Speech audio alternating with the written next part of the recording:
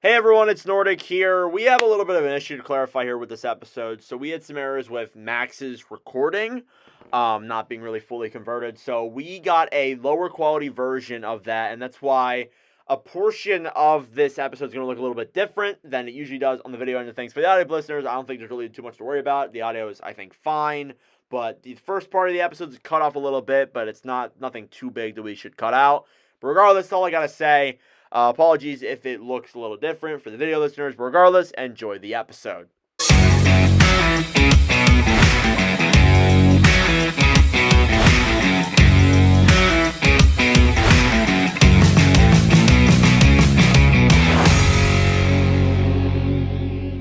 EP56 of the NordCast. It is Wednesday, May 22nd, 2024. I'm your host here, Nordic 97. Joined with Carter. How are we doing today, Carter? Doing pretty well. Game 1 of the Western Conference Finals for the basketball and NHL playoffs. The best part of playoffs is the semis and the final. So, No Jack. Great time for sports. Oh, for sure. Yeah, I love basketball playoffs. Celtics in it, Pacers, and then Mavs and Timberwolves. Looking good. No Jack. Jack went to the Dark Realm, aka Rhode Island, so he's not here today. We're also joined here. I brought on a guest just because Jack isn't here. Replace him with someone better. We have a TikToker here with over 70,000 followers, close enough. He's been a longtime friend of mine for many years. We brought him on like a year and a half ago, but we're bringing him back on for this episode today. We have Tkdmaxbjj, aka Max. How are you doing today, good sir? I'm doing pretty good. Appreciate you having me on again. It's always fun. Awesome. Yeah, I remember the last time you were on was around the time when the season was starting. The Bruins were 9-1. You're right. I was trying to remember when that was. Yeah, it was somewhere in, I think it was like right before Halloween. It actually was. And it was around the time Phil Kessel broke the Ironman streak. That was another fun. Oh, yes. We talked about It's been a little bit, nearly 2 years since then, but we're bringing him back on for this episode. Now, normally what we would do is we would ask Max some questions, and then we would get into his talk about his favorite team. But since the playoffs are going on, we're going to preview the third round of the playoffs first. Since there's only 2 series, it really shouldn't take that long.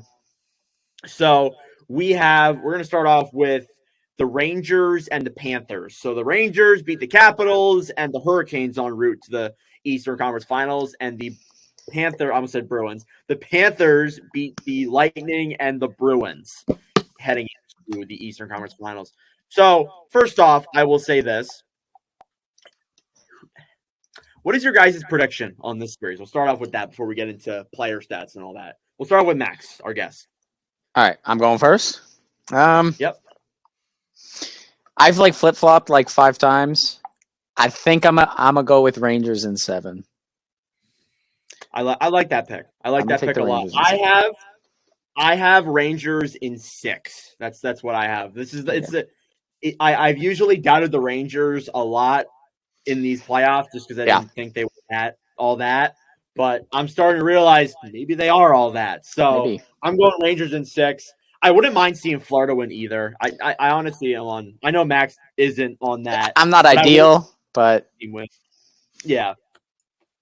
I think, honestly, it might be a lose-lose for you because if the Panthers win, that's the team that knocked your team out. And then if the Rangers win, that's a hellhole of fans complaining. Or not complaining. Yeah. Flexing in your face. So that's the other thing. It's a lose-lose. All right, Carter, what is your prediction? I got Florida in 6. Ooh, he's going the other way. Why? I really like this Florida team, man.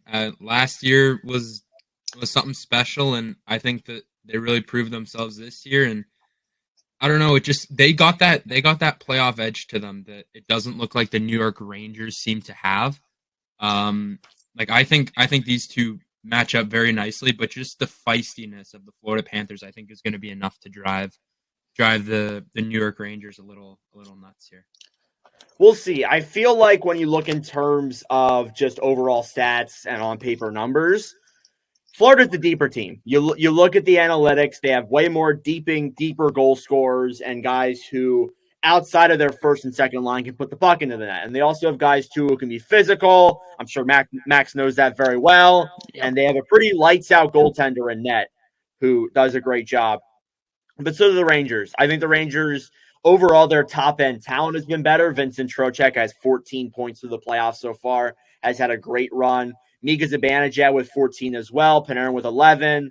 Lafreniere with 10. And somebody like Jack Roslovic with 7 points. So they do have some depth, but I would say Florida's probably the deeper team.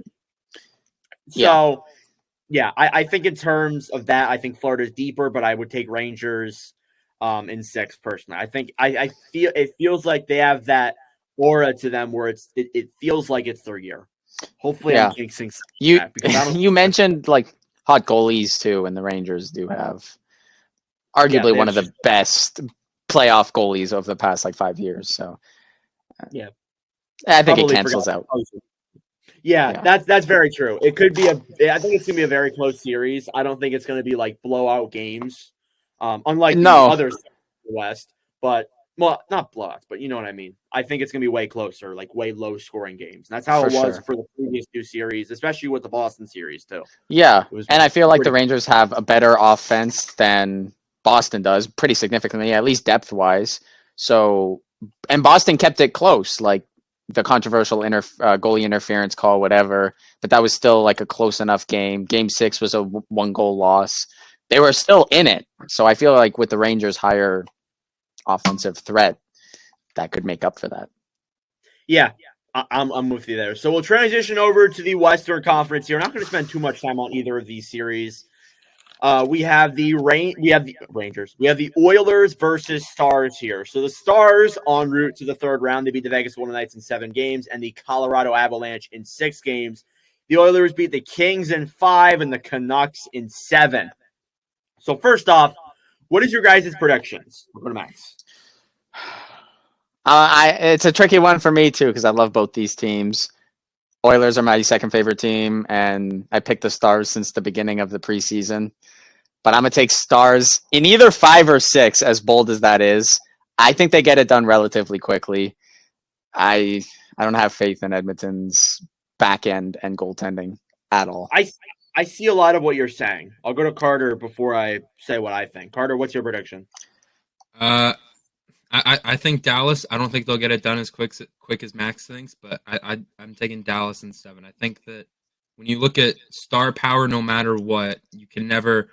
I don't ever think that a game will be over super quick. Like a series will be over quick with that much star power. But I do think that goaltending is going to be a huge issue for Edmonton this series. There hasn't really been a number 1 goal scorer really in most of the teams they played against outside of Brock Besser, who did kind of expose them for that in that last series there. So I think when you end up having to go against when you got to go up against Robinson and you got Wyatt Johnson, who's just been absolutely red hot this playoffs, I think this might end up being an issue for Edmonton, but still can't count out that dynamic duo of Draisaitl and McDavid. And you can even throw Evan Bouchard in there and make it a dynamic trio at this point because they have been absolutely nuts. But I got Dallas in 7. So Evan Bouchard, I want to start off with him first.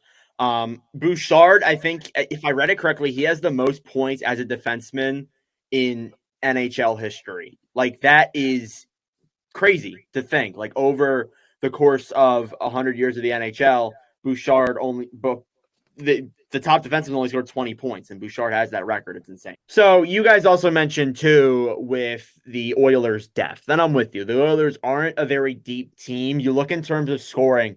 Their top 5 guys have scored, I think, 95% of their goals, and the rest have just come from, like, the on and off goal from some of the depth guys. Now, Vander Kane does have 4 goals. I will factor that in there. Vander Kane does have 4 goals, but obviously the depth isn't that great. When you look at goaltending, Skinner has a .881 through the whole first 2 rounds of the series.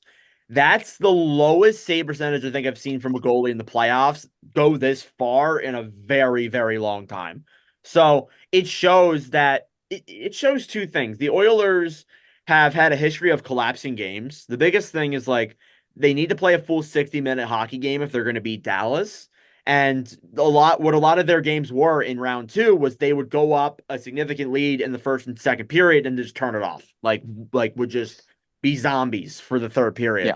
And it resulted in them blowing a lot of leads and actually going down 2-1 and 3-2 in the series. Part of the reason why they actually went down and even 1-0 too. Yeah. So essentially, that's something I keep in mind. Calvin Pickard hasn't been bad. He's a .915 through 2 games, but he's not a guy who can come in there and just be locked down. No way whatsoever. No. So that's my biggest thing. You got to have. We'll see. We'll see how Skinner does. Dallas, however, is a very deep team. You look at Dallas, I think there's only 4 or 5 guys on their team that haven't scored a goal.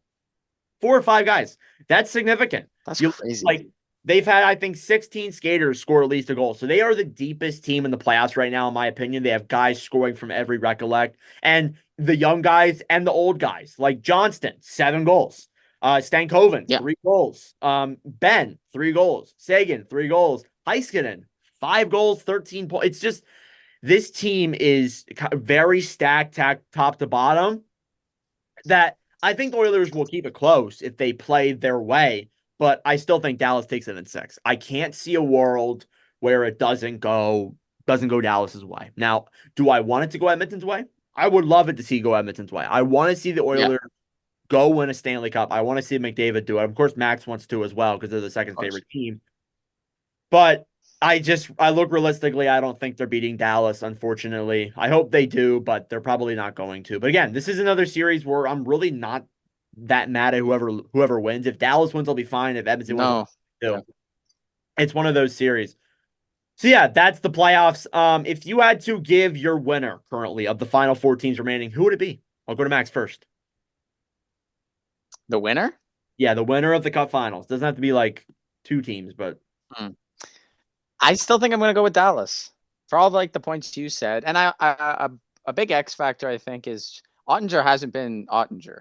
Like, he hasn't been like the playoff Ottinger we know. There's been a lot of questionable games, and not questionable, but he just hasn't been like the one we saw against the Flames where he stole that series and really made it an entertaining goalie battle. He could just pop out of nowhere too. And if we see that against Edmonton or against, any team in the East, if they make it past the Oilers, that could be a huge X factor too. So I'm still picking Dallas to win the whole thing. Yeah. Carter. Yeah, I completely agree. I think Dallas, this is looking to be their year. I think the way that things are lining up, I think that, round 1 they faced a very good team in Vegas and kind of, not had their way with them because they struggled early 100%. But they were able to kind of figure it out against the Avs, who were probably have the best starting 5 in the NHL. Like, I don't think that you can get a better forward line and defense line to send them out to start your games ever. And they made good work with them. Like, they took that to 6. So honestly, they've faced some really good teams in this. They haven't faced any gimmies at all, it really seems like. And they've got a decent enough amount of rest. So I think that the way that things are shaping up and lining up, it looks like this should be Dallas's year. So I'm gonna stick with Dallas. Are you picking the Mavs to win too? You picking Dallas? You picking the Dallas teams to just go a full? MVP? I have. So I picked the winners of the 4 major sports. I threw $5 on it to win me 25 grand. I got the Mavs, I got the Stars, I got the Phillies, and I got the Eagles. So if all those hit, I'm retiring from the NordCast. Well, I could say that the 2 Dallas ones are possible. The Phillies, maybe. The Eagles, I don't know if I could see that. But anywho, so yeah, that's our playoff talk for this episode. When we do our one next week, we will have some games to be played. In fact, game 1 of Florida, New York is going on right now, but we're not even going to factor that into our prediction. We're just going to go with what we have. No.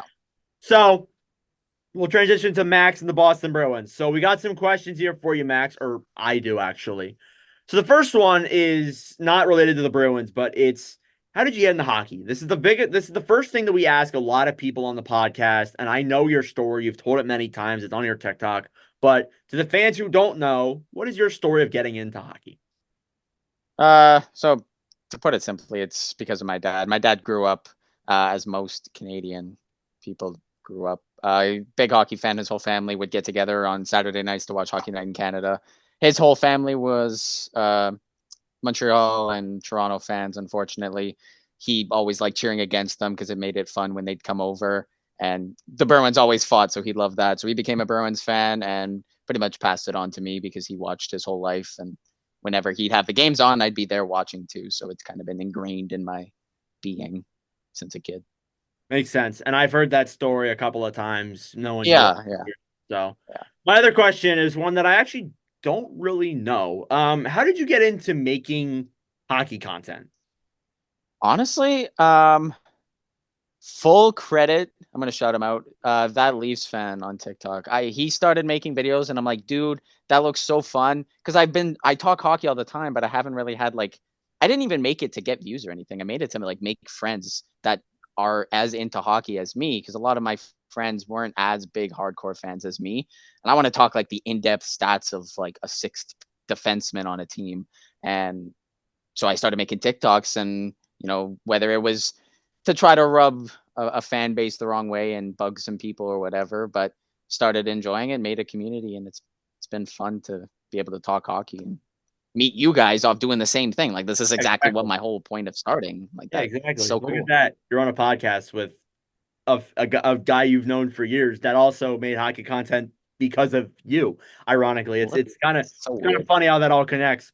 It's My so other weird. question that's not related to the Boston Bruins solely is, what's your like favorite type of videos to make? Is it the Boston Bruins post game recaps, or is it like different kinds of videos they make? Because you make a wide assortment of videos, specifically on the Bruins, but I know you do some other teams too.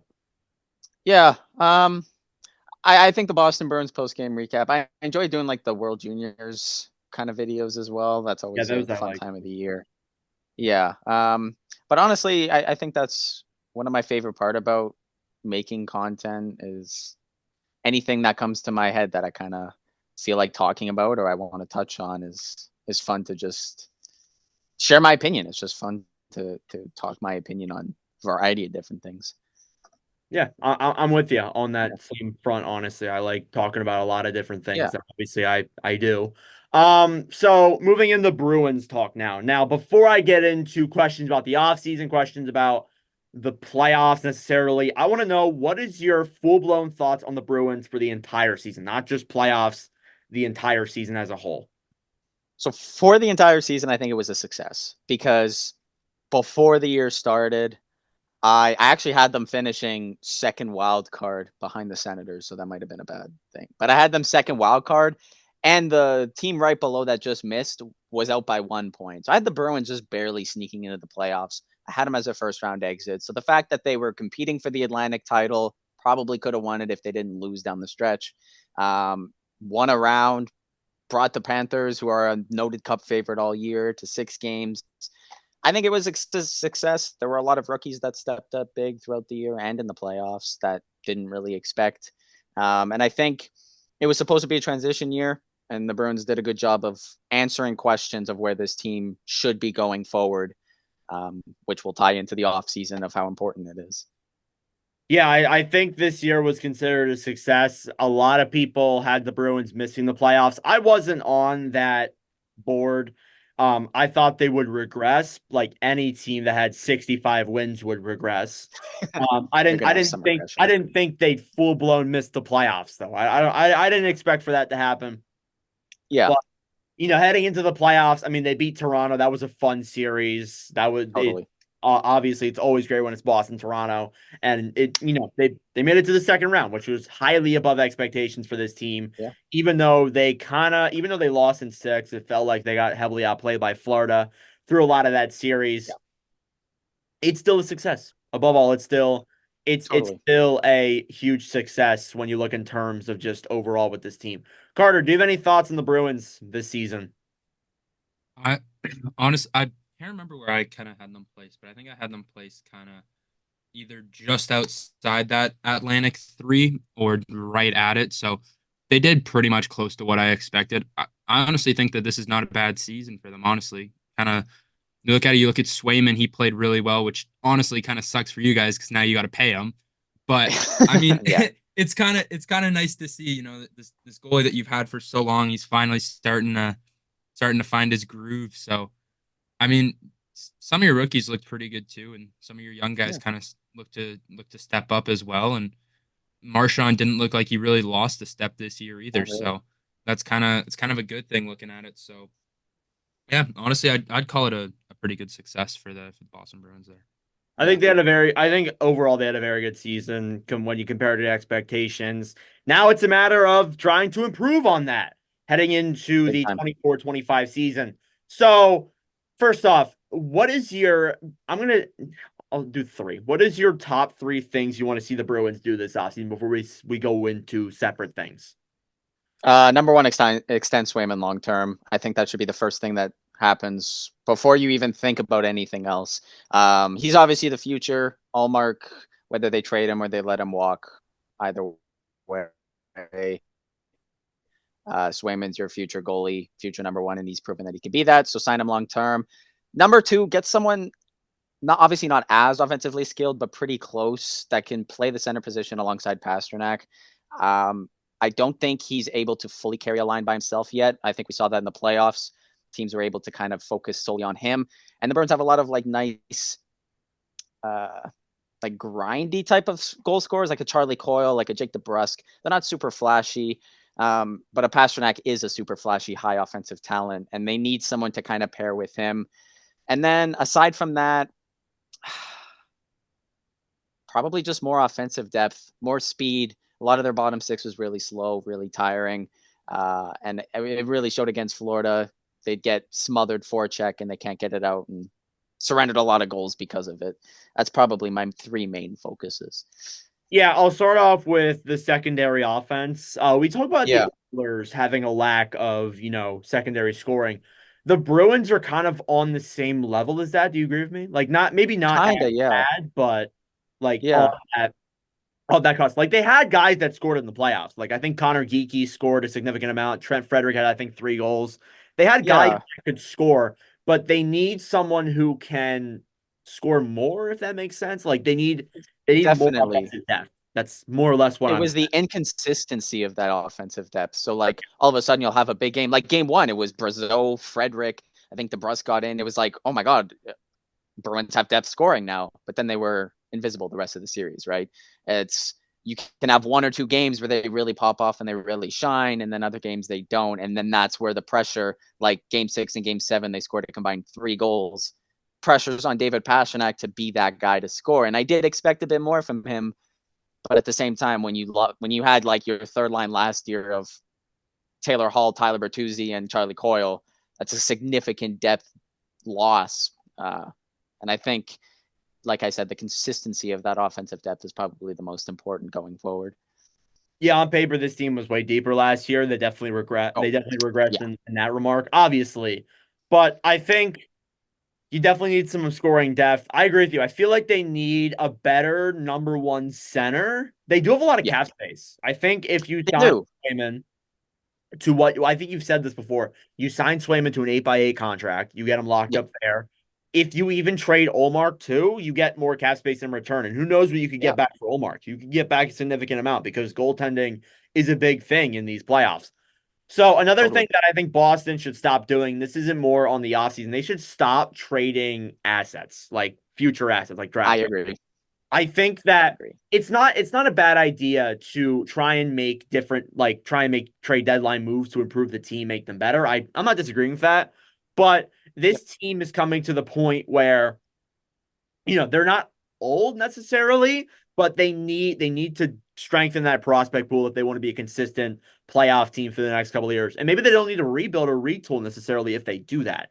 If they keep their draft capital, maybe get some back in return and maybe sign some younger players, trade for younger players, such and such, maybe things could be good for the next couple of years still. I think this team could be in a good spot if Sweeney does what should be done, you could say. Totally. I mean, there's not many teams in the NHL that can say they have a top 10 forward. I'd say Pastrnak is a top 10 defenseman and a top 5 to 10 goalie. There's not many teams around the league that could say they have that cornerstone with a bunch of other pieces like a Carlo and a Lindholm and Marchand, and they have a bunch of other pieces. So like you said, it's just kind of helping that roster without giving up the assets. The Bruins' first pick this year is, I believe, pick 123. You don't pick until the 4th round.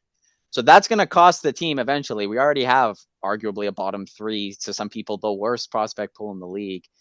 Yeah, we had guys like Beecher, Lowry, and Patra step up and be nice rookies at points in the year. None of them really seem like game breakers. You're going to need some first round picks to get those game breakers. But if the Bruins keep being good too, those first round picks might also not be high. And I think that's what Sweeney is banking on, right? True. Why keep they were probably thinking we were going to be a decent team. Like, our first round pick is going to be what? Mid-20s this year? Yeah. So they're probably thinking we're okay sacrificing that. I don't know. Yeah, I think that they should at least keep at least a little bit more of their assets. I understand trading later picks, but maybe keep your first for a year or two, get deep in that prospect pool, maybe a little. But, obviously we could see the Bruins be first in the NHL next year, and, things could change. So you never know with the NHL. So looking at goalies, we already said with Swayman, they should lock him up to a contract, whether you think that contract should be 8x8 or something more or less than that.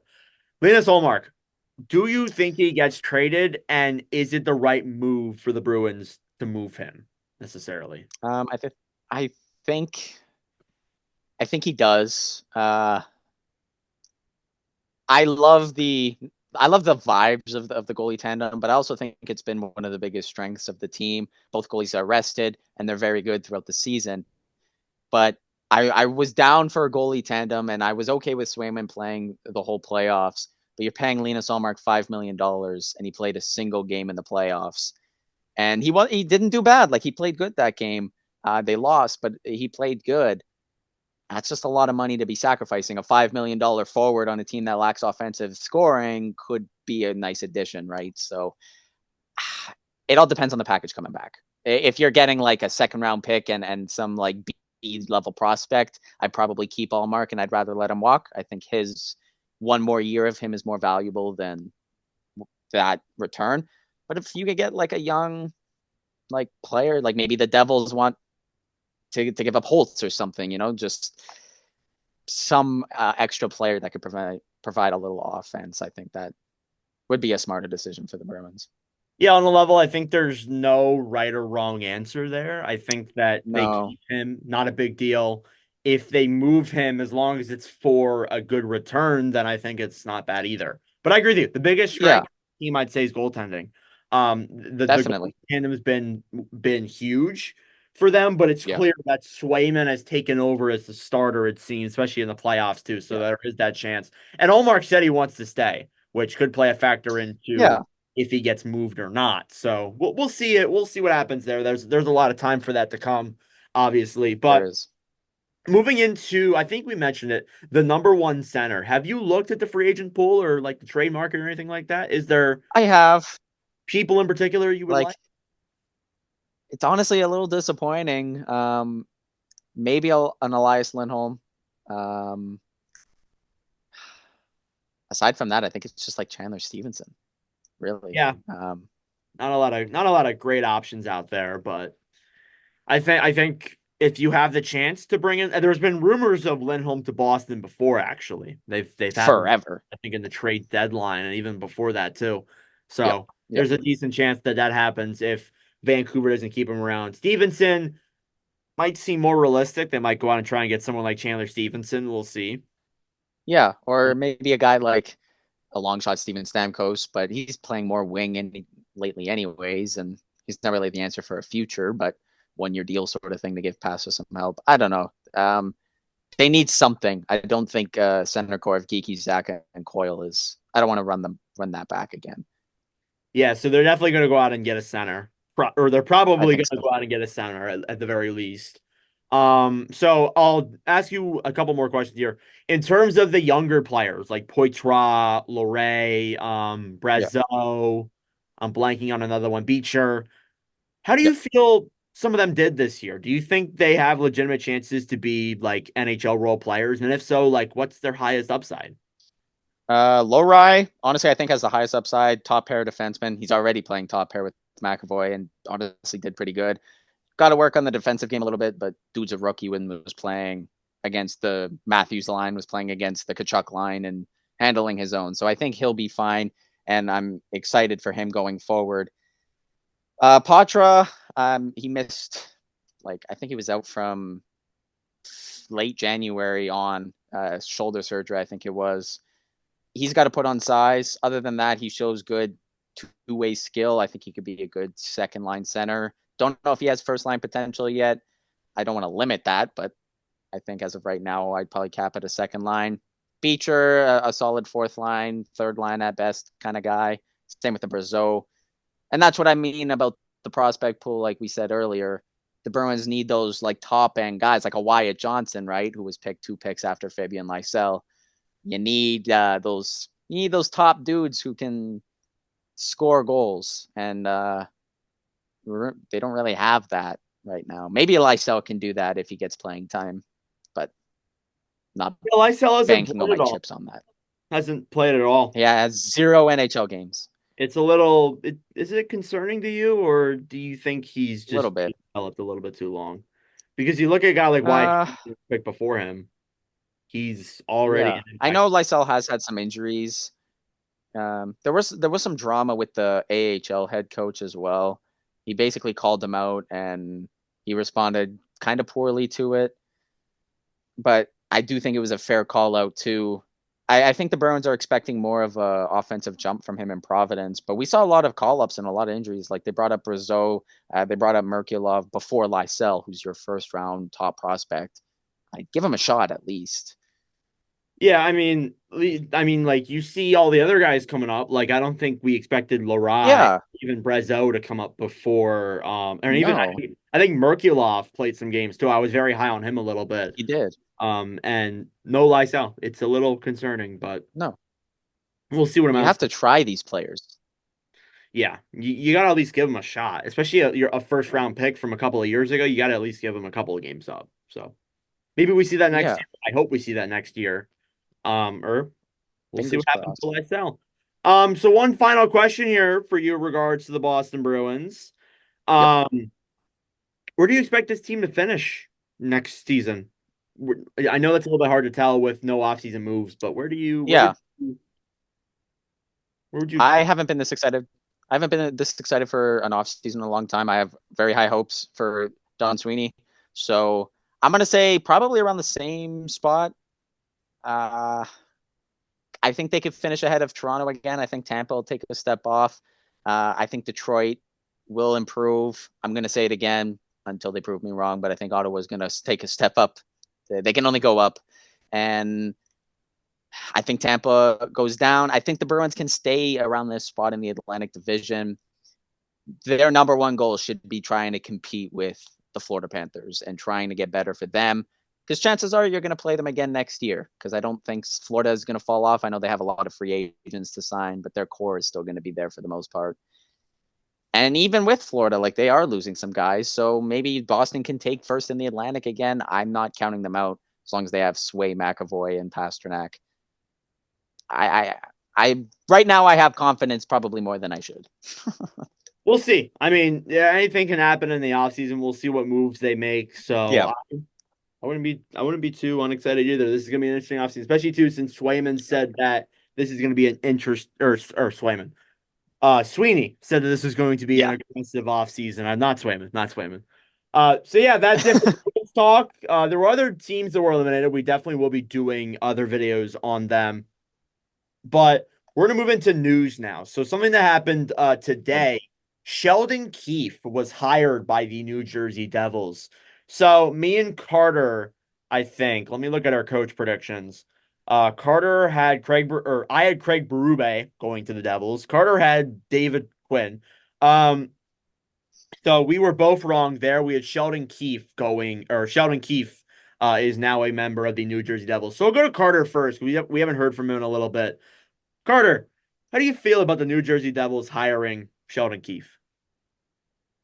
Honestly, he'd be a good fit there. I think he'd really kind of bite down on on this kind of toughness, because I think that's one thing I feel like he probably tried to promote in Toronto a little bit, but just couldn't seem to get the message across.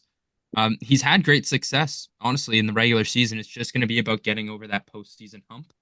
Um, the only thing is like he knows the one good thing is he knows how to kind of manage with um I don't know how to say this politely, subpar goaltending, because I feel like that's kind of what Toronto had. They never had a superstar goalie. So I feel like if New Jersey's biggest need, I think in this offseason is guaranteed a top tier goalie.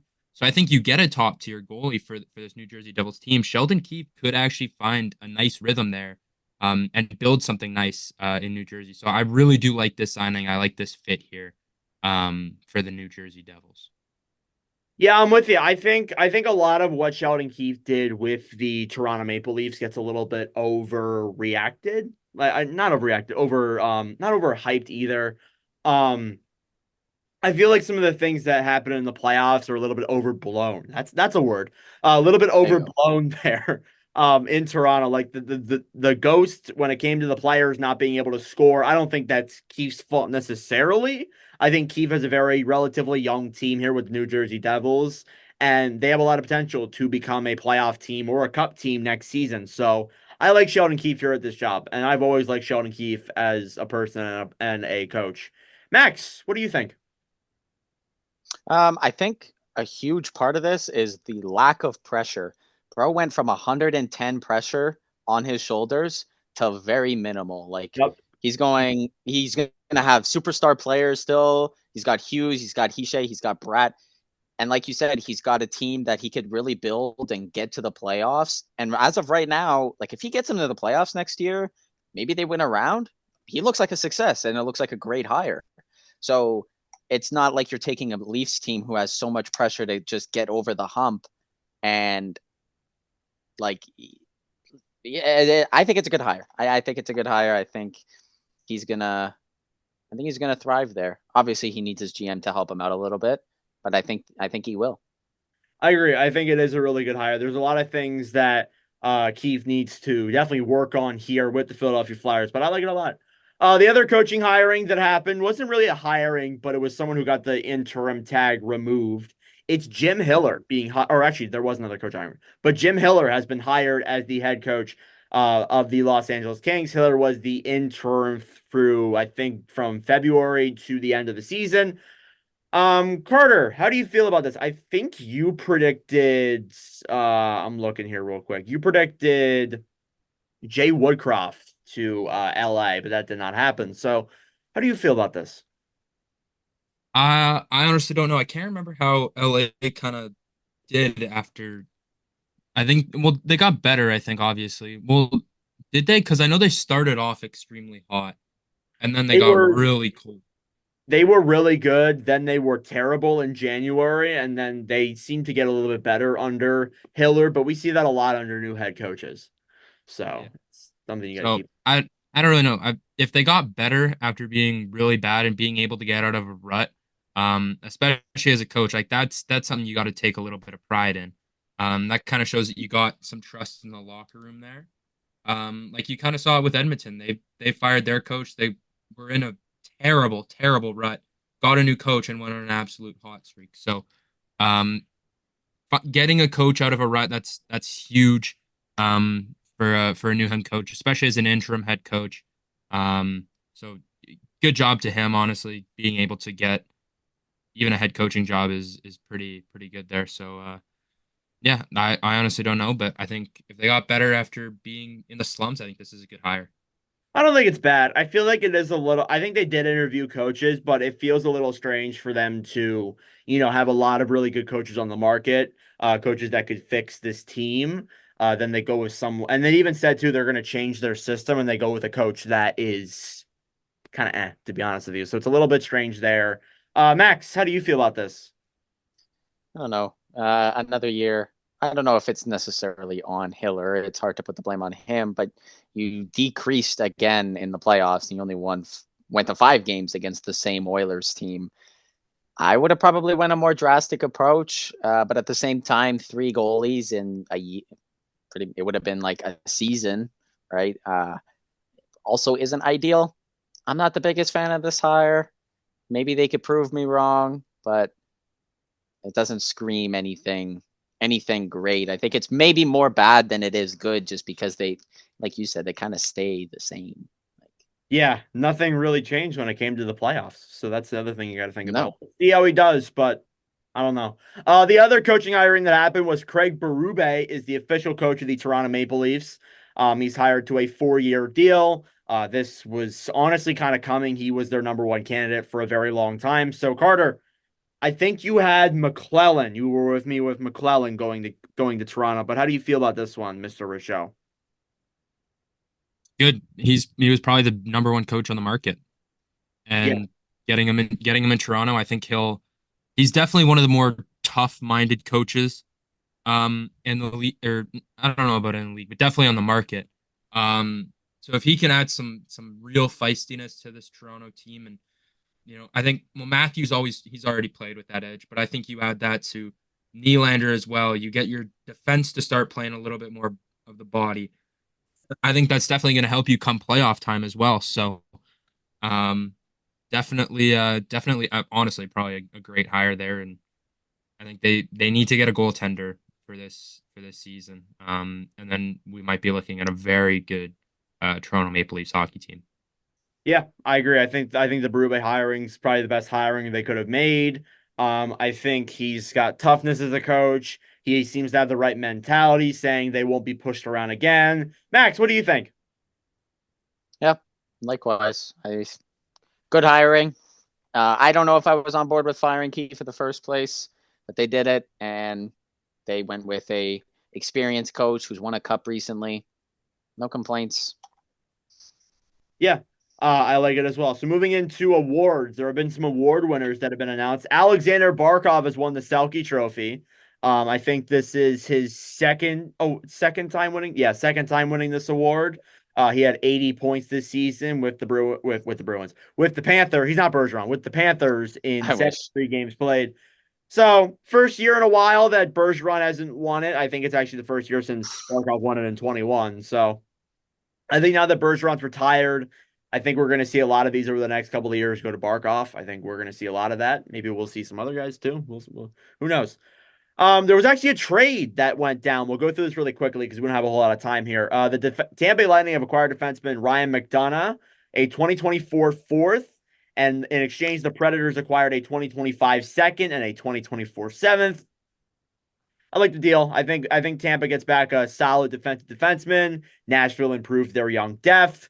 Then Rick Tocchet today won the Jack Adams Award. So Tocchet, this is the first time winning it. Obviously took the Vancouver Canucks from a absolutely just joke of a team to a first place finish in their Pacific Division. So I'd say that's pretty good. I think he deserves it. There were some other coaches that were brought up into it too, like Andrew Brunette was second in voting.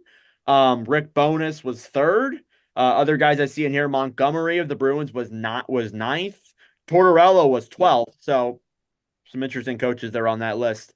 And that is all of your news here for today. So we're going to move into our other Do two. we know when they do? Sorry, what? Do we know when they do voting for the Jack Adams? Because I'm wondering if the Flyers would have made the playoffs. You think Tortorella would have been higher? Yes. I definitely. Yeah. I think there is a really good chance that if they made the playoffs, Tortorella would have won it.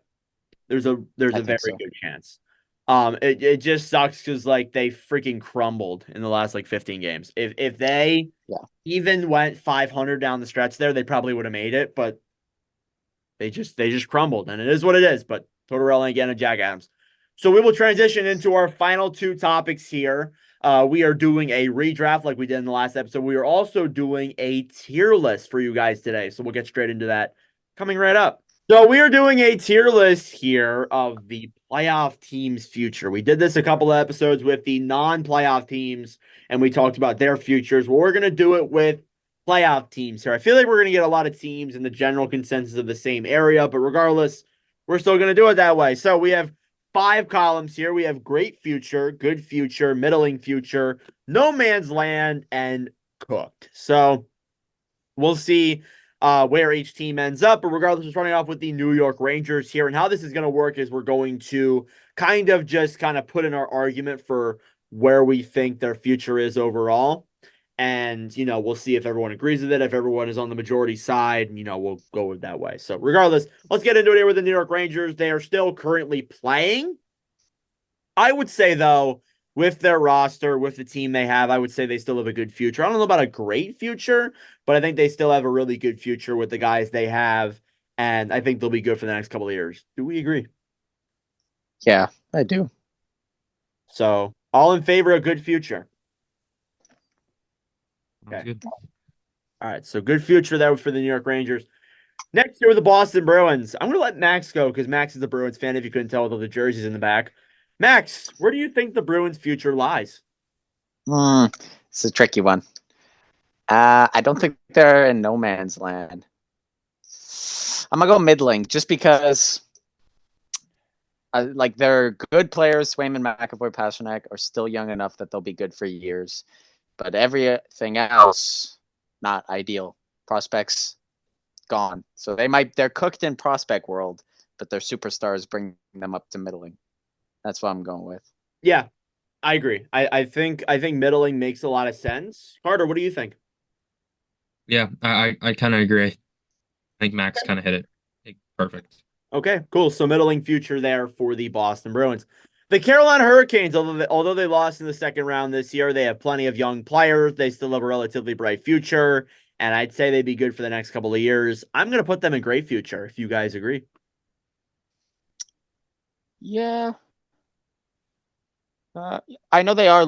It also depends on because they're losing two pretty good guys, and True. probably Pesci and Natchez. So depends on what they get back for them, which I do think it'll be a decent amount. I think Pesci is unrestricted though. I'm pretty sure. Pesci's a UFA. Natchez, they're going to have to trade. It's an RFA. Right. I could see great. I maybe go good more, but I could see great too. They'll still be a good team for a while. Carter, you're the deciding factor here. What do you think? If there wasn't issues with Natchez and Pesci, I think that this is a great future. But just kind of looking at that, I think I'd put them in definitely top of good and borderline great, but I'd put them top of good for sure. Okay, I'll go with that. I didn't think of that factor obviously too. Maybe things will change in the offseason too with goaltending and stuff. So maybe their future isn't so great after all. Dallas Stars, they're one of the teams that are currently still in the playoffs. They have abundance of old players, but they also have plenty of young players too. I don't know. I want to hear what you guys think first before I go with mine. Where do you guys think Dallas should go? Go for it, Carter. I'd honestly put them in great future. I think when you look at, most of their stars, like they're all kind of either entering their prime or are hitting exactly in their prime. They got superstars on defense. They got a top, I don't even know what top 10 goalie for sure in Jake Ottinger. You're looking at how their young guys are performing in playoffs too, and some of their old guys are still performing. So they still have a ton of prospects as well. So I'd honestly put them in great future. I'm with you there. Yeah, I agree. I wanted to hear what you guys thought first. I was on the board of great future, but I think that, yeah, I agree with what you said. They have old players, like they got Pavelski, Ben and Sagan aren't the youngest guys either. So they have old players on the roster, but they have an abundance of young guys that really help that team out. Edmonton Oilers. So the Oilers are one of the teams that are still playing right now in the playoffs. If I had to, actually, I'll let Max go with this since this is one of his favorite teams. Max, what are you thinking? They don't have that great of a prospect pool, but they do have some guys. One guy I'm really hyped on is Dylan Holloway. So I might put him in good future. You still got McDavid, so I think if they move Draisaitl or even McDavid, could you imagine the haul? Oh, absolutely. For Leon Draisaitl. Absolutely. But it all depends on if they do that. And I don't think they'll do that. But I would probably put them in good future too. Carter, what do you think? Yeah, I'd put them in good future. Awesome. Yeah. Doesn't matter what you think. We already voted majority, so. Yeah, goaltending's the other problem too with Skinner. Skinner, I think, can be that guy in the future, but just right now he isn't. but we'll They've see. had some goalie opportunities in the drafts, but decided otherwise. Yep, agreed. New York Islanders. So the Islanders are one of those teams Yes. that eliminated in the first round. The first round exit I think we talked about. I don't know. I am between the bottom three columns, more specifically the bottom two. But what do you guys think? Yeah, I'm in cooked, to be honest. I like this is as good as how they did this playoffs is I think how good that they can be with this roster, and they have no prospects to come up. Yeah, This is as Carter. good as it's gonna get. This is as good as it's gonna get for them. They have to do something crazy, which they can't. Yeah. Yeah. I don't cooked. So we're cooked. Okay. Yeah. You didn't have any teams for the non-playoff teams be cooked, but I like Islanders in that section. So Toronto, they're in a little bit of a weird spot right now with a lot of the situation. They do hire Craig Berube, but there is a chance the core four gets moved. We've heard other rumors of goaltending, offensive depth, defense. There's a lot of talks right now with the Maple Leafs. So where would you put them here? I feel like with Matthews and Nylander, they have a good future, but then again, what are we thinking here? I'm honestly between good and great. That might sound like a bold pick, but I'm a big fan of both Easton Cowan and Fraser Minton. I thought they both had good junior years this year, and I think they could do good things in the future. I think Matthew Nyes was arguably a top 3 player for them in the playoffs. And you still got the core forward. Tavares' deal is going to be done pretty soon, and either he takes a big pay cut or doesn't come back at all, which I don't think is a reality. If you trade Marner, you're going to get a ton of assets. I think they have the positions right now as a good or great future. It's more dependent on what actual moves are going to be made. Maybe in a few months' time, if any moves happen, they could drop a little bit.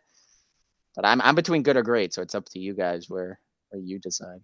I think I go good, at least as of right now. We'll see what happens with the core four. Yeah. We'll see what happens with the defense. Carter, what are your thoughts on that? Yeah, I'd put them good. Just kind of, I feel like if there's a Mitch Marner deal already set in stone already, or we knew Mitch Marner wasn't going to get traded, I think I'd stick them in great. But I think it's all going to come down to what they get for Mitch Marner and what they kind of end up doing with the goaltender as well. So I'd stick them in good. Yeah, I agree. Vegas Golden Knights, they have a good team overall, some good at top end talent, but cap space might cause them to move on from some guys. What are we thinking about the Vegas Golden Knights? First round exits, by the way. They're one of I those. want to say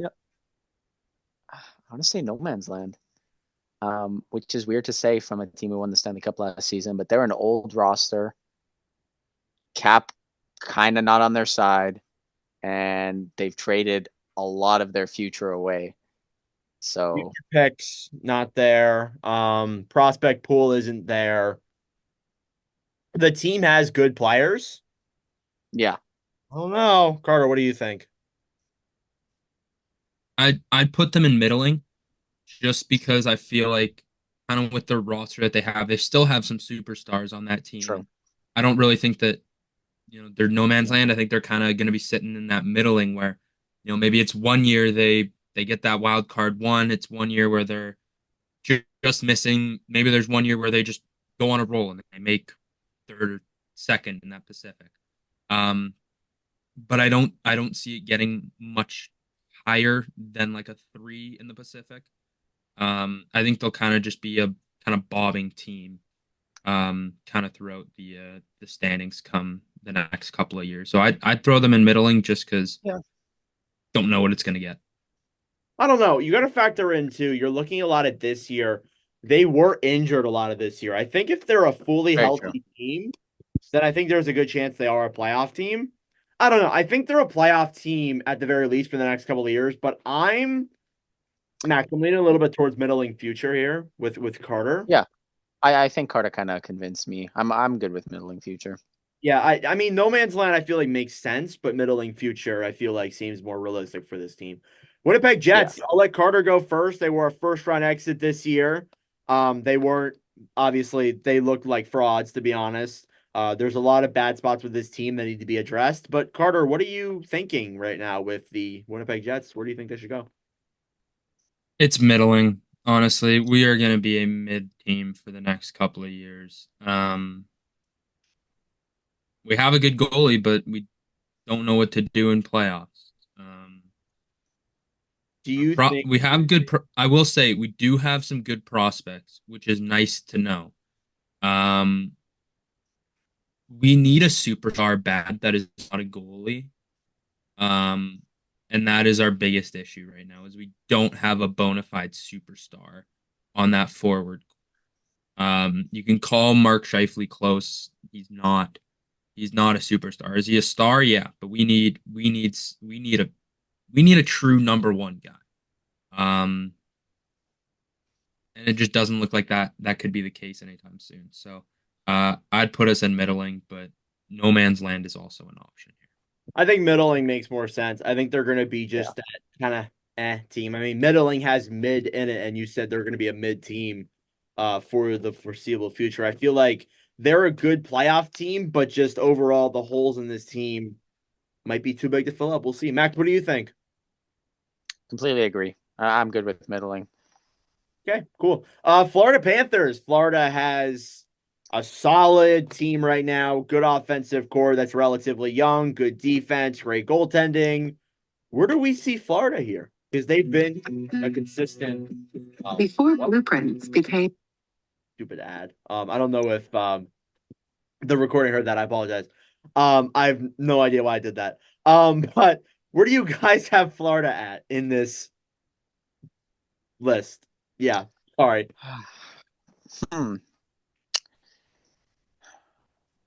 I'll go good, I think. I think they have a good future. I don't Yeah. know. Yeah, I'd go good. Carter, what do you think? Yeah, I'd throw them in good. They still have enough stars and to be good, but I don't think they have enough prospects to be thrown in great. Yeah, I I agree. thought Anton Lundell really stood up these playoffs, at least against Boston. He looked great. Lundell's looked like a solid playoff performer, in my opinion, in Big these time. Yeah. series. So yeah, I like that a lot. Next up, Nashville Predators. Predators lost in the first round this year. Not to say they're in a bad spot though whatsoever. I think this team has an abundance of young players, exceeded expectations this year, and I think that's a good positive for this team in the future. So where are we putting the Nashville Predators? I think I'm leading great. Kind of. I'm definitely in good. I'm definitely in good, and they just got more picks in the McDonough trade. So the thing you got to realize is they have so much draft capital. They have so much draft picks. Like a lot. Like it's insane the amount of picks they have, and they still have a consistent team that can make the playoffs too. If they keep O'Reilly around and Nyquist and Shen, and they keep developing the young guys, Milwaukee's had a good run in the playoffs too. It's interesting. We'll see. Carter, you're the deciding guy. I'm putting him in great. I think great, but what do you think? Yeah, the draft picks would definitely be enough to throw me in great there. I think I'd put them in great. I think a team is definitely going to come calling for UC Saros, and for a top goaltender, a proven top goaltender in the league for like the last 5 years, you'll get a pretty good haul from a team who is desperate. Big. So that'll just add some more picks and probably some more prospects as well as you have Askarov, who's going to fit into that UC Saros role. I hope right away for the Predators' sake. So yeah, I'd throw them in great. Yeah, I'm going great too. So I think I think they have a lot of assets. Colorado Avalanche were a second round exit this past year. We have 5 teams left. What do we think about the Avalanche? They're still relatively young with the team they have. So what are we thinking? They got a good future.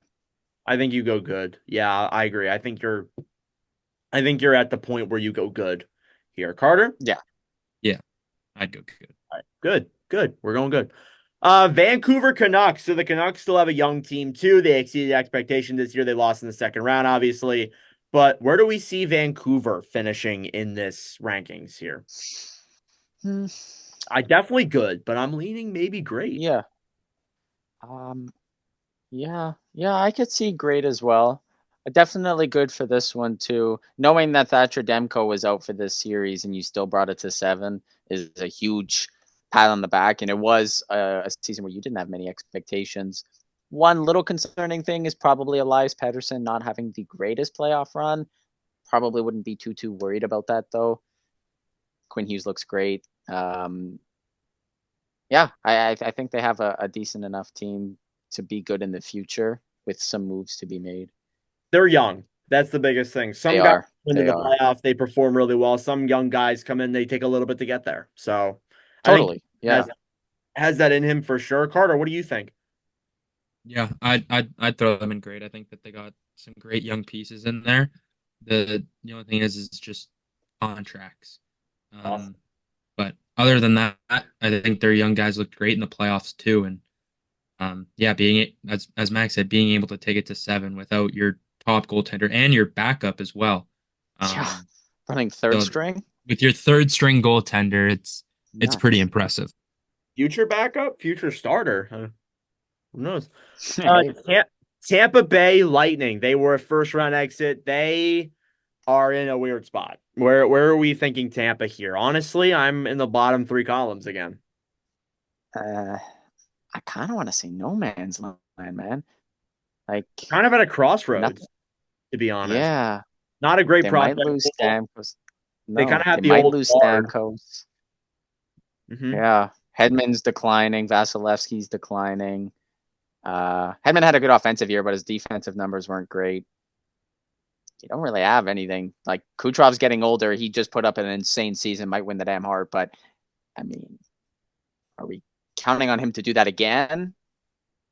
And you still lost pretty convincingly in the first round. I think I'd put them in middling.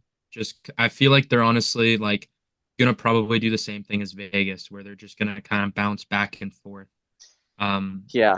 And not really exceed anywhere, but not really drop down. I think they're just gonna sit in the middle and I kind of think, sit there. They need some young guys on that team. They Yeah. need yeah, I think they'll be like Detroit, like Detroit was in those few years before they started missing the playoffs. Where like they were just in it. They weren't like awesome, but they were in it for the last couple of years there. They were first round exits. Sometimes they Yeah. made it to the second round, but they were first round exits most of the time. I'm going middling future there. Washington Yeah. Capitals. Listen, Hmm. Capitals, I have a different opinion for. I think they have. Listen, this year was bad. This year, I mean, they made the playoffs, but this year was like not a great year when you look in terms of on paper numbers. They have a lot of young guys in the pool.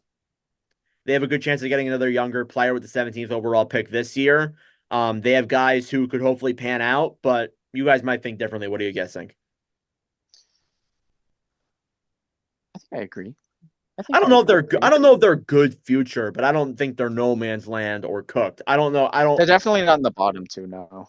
Yeah, I think I would put them somewhere in the middle. If you guys agree, what do you what do you think, Carter? Yeah, I kind of like that. Just my only thing is like you're a lot of their like they still have a lot of guys who are old and definitely regressed this year. But Yeah. I mean, middling's probably about right for them. I mean, there's a chance that if they shut out, or they shut out, I'm watching the Rangers flutter. That's why I said it. There's a chance that if they move Backstrom and Oshie, they get those deals out of there. They have a lot more cap space, and the Backstrom and Oshie deals are close to being over. So maybe they have some room to work with there. But obviously, there's something True. to think about there. Maybe they get someone like Marty Natchez on the market too. We forgot to mention Natchez, or we did say that, but Natchez could be a guy the Capitals go out and get. We'll see.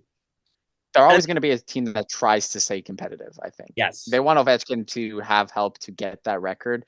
And I don't think until he actually retires, similar to Pittsburgh, I think they're going to try to stay, like, not cup contending, good enough to make the playoffs, win 40, 45 games in a year, maybe. That's kind of their future. That's what I think too. And finally, the Los Angeles Kings. They were another first round exit for the third straight season. This team, as we mentioned earlier in this episode, hired Jim Hiller as their new head coach. In a bit of a strange spot. Where do we think the Kings are right now in terms of future? I wouldn't say cooked, but I don't know. Like, what are we thinking here? They're in a weird spot, I would feel like. A large thing is 3 years ago, they had the best future guaranteed. They were going to be cup contenders again. But a lot of those guys haven't turned out as superstars as you thought they were going to be. There's still time to do that. Byfield's looking good. Still hope on like Clark. I remember like Turcotte was going to be like their top line guy. Yeah, Lafreniere's looked solid, but Turcotte has been disappointing.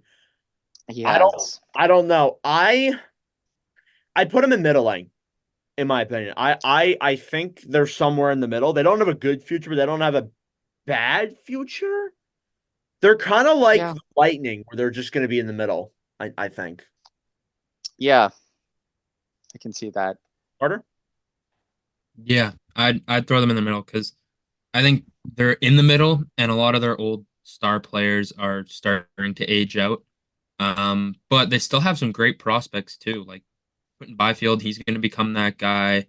Brant Clark hopefully should become that guy for them as well. Yeah, we'll have to see. That's what this whole middling future seems like. Team that's just like there. They have some vets that have been carrying the franchise for a while that you don't know what's going to happen with them as they end their careers. And then it's that changing of the guard that is so important. I mean, the Bruins just had that last year with Bergeron and Krejci. It's how you change from being like reliant on those players to switching over right away and having that new era. Dallas is in the perfect position, which is why we have them in great, because once Seguin, Ben, and Pavelski, you got guys like Stankoven, Wyatt Johnson, Rupe Hintz, and Jason Robertson to carry the next echelon. So they're making the rebuild like perfect. They didn't even have a rebuild. That's how good it was. And it's just going to keep going. They need some wins. Maybe this is the year they get a cup finals, because if they don't win anything, it won't really mean anything. But it's just interesting to see the middling future as all those kind of same teams. Yeah, I agree. For the most part, like the teams in the great future, they got most of their vets are like they're on their way of aging out. They haven't aged out, but they're on their way.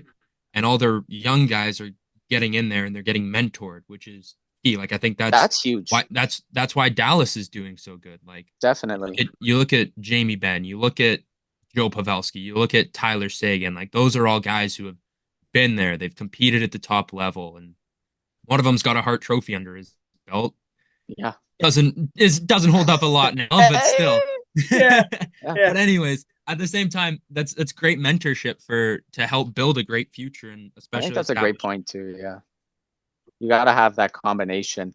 The Bruins did that great with their goaltending, letting Swayman get in with Tuukka Rask, and now letting Swayman carry. Just kind of having that constant flow of letting rookies work in with veterans is huge. Like you said, you can't just go from like, we're relying on these guys, they're retired, we're going to be bad for 5 years. And then like, I'm kind of worried with Chicago, the way they're doing that, because they went straight downhill basement. Now they're trying to work up with Bedard and maybe whoever they pick at second. It's hard to get out of that. It's very It is. That. It is. Especially in recent years, especially with when we look at the NHL, there's only 16, half the league makes the playoffs, so it's a lot harder for non-playoff teams to make it in. So definitely. We could see a few of these teams not be in it next year. It's a good chance. So I think so. I think Washington's definitely the top of that list. Maybe even Tampa you could throw in there too. The Islanders as well. Yeah. So our final list for this tier list is in great future, you have the Dallas Stars, the Nashville Predators, and the Vancouver Canucks. In good future, you have the Carolina Hurricanes, the New York Rangers, the Edmonton Oilers, the Colorado Avalanche, the Toronto Maple Leafs, and the Florida Panthers. Middling future, the Boston Bruins, Vegas Golden Knights, Winnipeg Jets, Tampa Bay Lightning, Washington Capitals, and LA Kings. Nobody in no man's land, and then in there cooked is the New York Islanders. So if you're watching this clip on YouTube, be sure to subscribe down below. We greatly appreciate it. If you want to follow the NordCast on other platforms, follow at NordCast _ on Instagram, follow at NordCast on TikTok. And for those who are sticking around or just watching the full episode or watching audio end of things, here's our 2019 redraft. So today we are doing our second NordCast redraft here today. It is the 2019 draft we are doing. Last episode we did 2020. This episode, we are doing 2019. So we're joining with someone different, actually, if you're watching a brand new clip of this. Joining with Max, Tkdmaxbjj. Welcome. He is doing the draft with us today. Jack is not here, unfortunately. For those who've been listening to the episode, you know this. But we have the pick selected. Max is actually picking first overall, and we're going to get straight into here. So going first overall to the New Jersey Devils. The original pick was Jack Hughes, but Max, who are you going with here? We're keeping it simple. We're sticking with Jack Hughes. I still think he's the best player to come from this draft class. I think he'll be the best player to stay in this draft class. It's an easy pick. Yeah, I think Hughes is the right selection there at first overall. Makes the most sense. I think when you're looking in terms of point scores, Hughes has the most points of anybody by at least 100 points. So I think it's pretty consensus to have him there at the first overall pick. Second overall was originally Capo Caco. I assume it's not going to be Capo Caco this time, but Carter has this second pick. Carter, who are you going with here with second overall? With the second overall pick, I think you got to go. You got to take the guy who's got a Calder under his belt. You're going to take Mort Seider with this pick. I like that selection. Probably the best defenseman of this draft class when you look in terms of guys that are in this class. I think you 100% got to go with Seider here at the second overall selection. I like that a lot. I have the third overall pick here now. The original pick was Kirby Dach of the Chicago Blackhawks. I think I'm going to go with my guy Matt Boldy here at third overall. I think Matt Boldy has really made a good case for himself to go top 3 in this draft. I think he's done great in terms of just when you look at overall expectations. 171 points in 203 games in just 3 seasons. He's played a lot less time than other players on this team or other players on this class, but I think you got to go with Matt Boldy at third overall. Some people might not like that. Oh, you're taking him over Zegras and Caulfield, but I think you got to go Matt Boldy at third overall as of right now. So fourth overall to the Colorado Avalanche via the Ottawa Senators. They originally selected Bowen Byram with this pick, but Max, who are you going with here with your fourth overall pick? I think you got to take Dylan Cousins. I think he's pretty close to Boldy in points wise, and he's really showing high level skill on that Sabres team that doesn't really have a lot of it. I agree. I think you have to go the way of Cousins at this selection here. He's been great offensively. He's had some years of struggling, but he's the third best scoring defenseman in this class. I think he's definitely the fourth overall pick. All right, Carter, you have a choice here at fifth overall. The LA Kings, originally this pick was Alex Turcotte. I can't imagine it's going to be with your selection. But who are you taking here with this fifth overall pick? You have 2 players on the board that I think you might lean towards. Really? Yeah. I mean, you got to make a choice. I'm going to stick with the theme of my first pick, and I'm going to go with another defenseman. I'm going to take Bowen Byram to the LA Kings. I am a huge Bowen Byram guy. I think that listen, I'm not trying to say he was underutilized in Colorado, but I think he is going to thrive in Buffalo, and we're going to see just how elite Bowen Byram is. I could see it. I like that pick. That was out of left field. I honestly, I figured you were going to go with someone like Trevor Zegras or Cole Caulfield. That's what I originally thought you were going to go with here. I like that selection, though, at fifth. I think Byram's going to be good with the Sabres. I think that's a great pick. I agree, he was underutilized in Colorado a little bit, and I think that played a role in where exactly he went in this year's draft. So Byram actually had 72 points in 4 seasons with the Avalanche. So him going over to the Sabres will definitely do good for him. So moving into 6th overall here, we're back to me yet again. This is the Detroit Red Wings. Originally, they had Mo Seider. I don't know. You're a little bit at a crossroads here. You're at the point where it's Trevor Zegras or Cole Caulfield, essentially. That's kind of the guys you have to pick here. I don't know. Both of them have kind of been a little bit at the NHL level. But I think at least as of right now, I got to go Cole Caulfield at 6th overall. I think Caulfield, at least as of right now, has been the better player. If Zegras didn't have this terrible season he had, I think Zegras will be above Caulfield. But Caulfield has great goal scoring. He's one of the better players of this draft class and has definitely a bright future with the Canadiens. So I'm going Caulfield there at 6th overall. All right, back to Max at the 7th overall pick. This is the Sabres. Originally, they selected Dylan Cousins, but who are you going with here at 7th? I think I might know who, though. Another easy one. I'm going to go with Zegras. I don't think he can fall that much past this spot here. I'm not as big of a Zegras hater as a lot of other people are. I think he is a very skilled player that for some reason has a lot of pressure on him because he does cool trick shots. But I think he is a good skilled hockey player and he needs a team around him. And once he gets that, he'll be a solid player. Yeah, I agree. I think that Zegras, I think he gets a little bit overlooked with his really bad season. He was pretty good before that. And I think he has potential to still be a great top 6 player. And when he can pan out, I think he's going to be a good one. So 8th overall here now to the Edmonton Oilers. You originally have Philip Broberg with this pick. We're going back to Carter here. Carter's got a smile on his face. So Carter, who are you taking with this 8th overall pick? He's plotting right now. Pick 1 defenseman, pick 2 defenseman, pick 3. We're going another defenseman. Give me Cam York. I think we really saw him break out this year and become a true number 1 defenseman on this Philadelphia Flyers team. I really like Cam York. I'm a big fan of him, and get him to Edmonton. That's spicy. That's a spicy take there. I like it, but it's very spicy. Cam York, I agree with you. Cam York has had a great campaign with the Philadelphia Flyers, especially this year too. He really had a breakout season, showed what he can be with this Flyers team. I had him around the 10-11 mark, but I could see 8th. I like that. I have Cam York at 8th. I think makes a lot of sense. So moving into 9th, it's back to me. I have been looking at this a lot, wondering who would I go with here on this board. I think I'm going to go with someone who was picked in the later rounds. I think a lot of the guys we've picked so far have been in the first round. We've just been replacing them. I think actually, yeah, all of them have been. I'm going to go off the board here a little bit with a pick from the Arizona Coyotes, Matias Maccelli, 9th overall to the Anaheim Ducks. Maccelli's had a good campaign. He was one of the steals later in that 2019 draft. Has 112 points in 169 games played. Has a good potential to be a good middle 6 forward here for this Coyotes roster. I think he definitely goes top 10 in a redraft. So I'm taking Maccelli at 9th. All right, going back to Max at 10th overall. Max, you had the Vancouver Canucks. They selected Vasily Podkolzin. But who are you going to take with 10th? Is it going to sound crazy? And I don't know if I'm fully convinced on it either, but no one else is super standing out. I'm going to take Peter Kochetkov.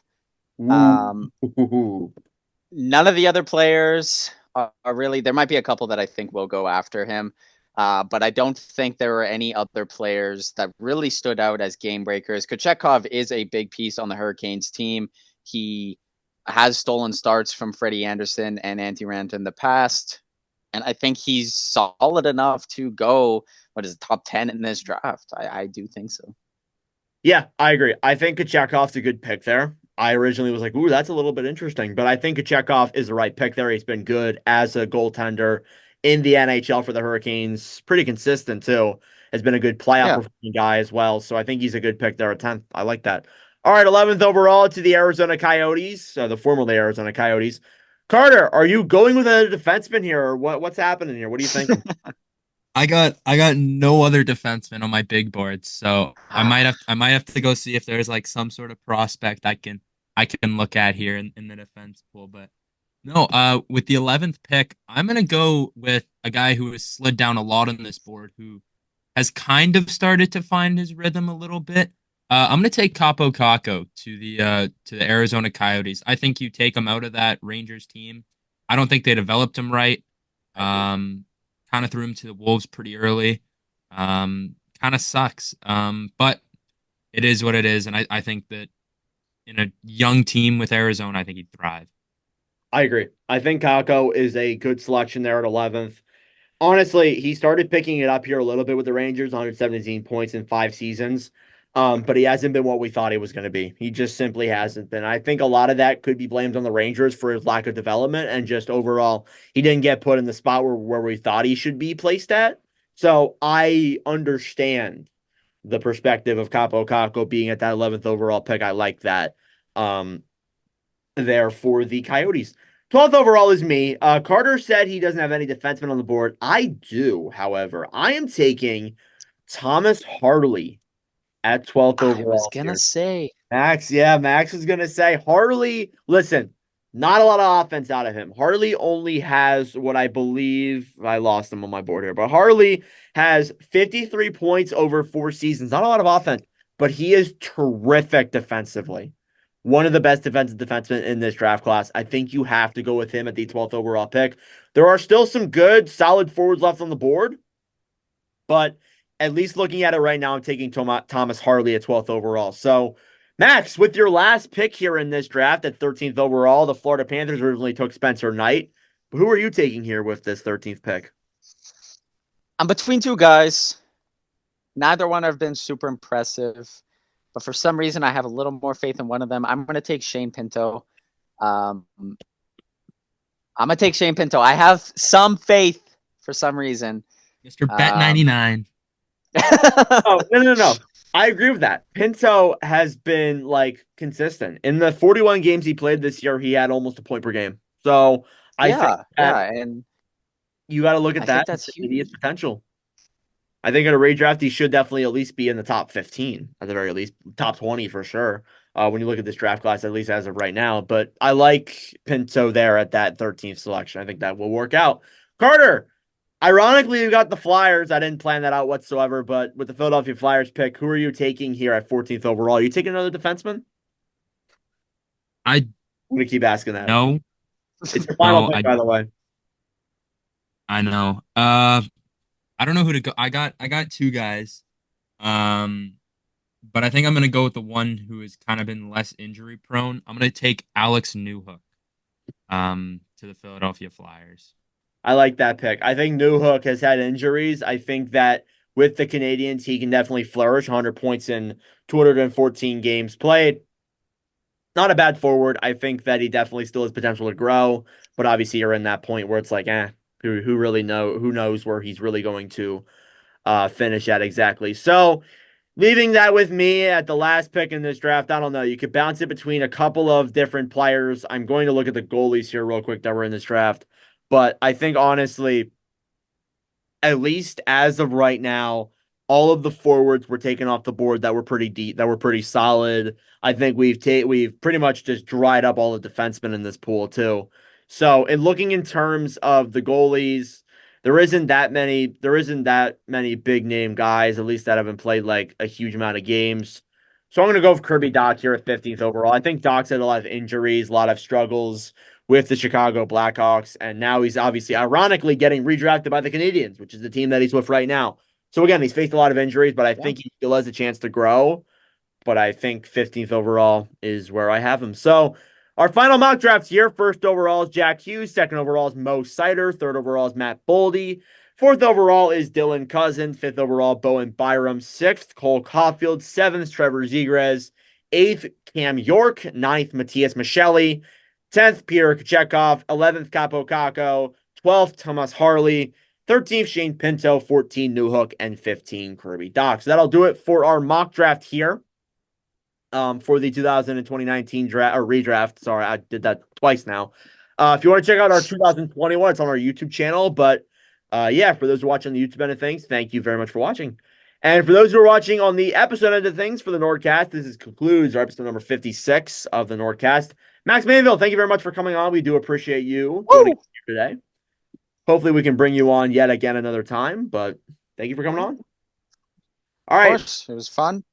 Yep, and that will do it for episode number 56 of the NordCast. We'd like to thank you all very much for watching or listening. If you did enjoy on the YouTube end of things, make sure to subscribe down below. If you're watching on the podcast end of things, give us a good review. Tell your friends and listen on all platforms. If you want to follow the NordCast Instagram, follow at NordCast_. If you want to follow the TikTok, follow at NordCast. But anyways, that does it for me and the crew. Thank you all for watching, and we'll see you guys in the next episode. Adios.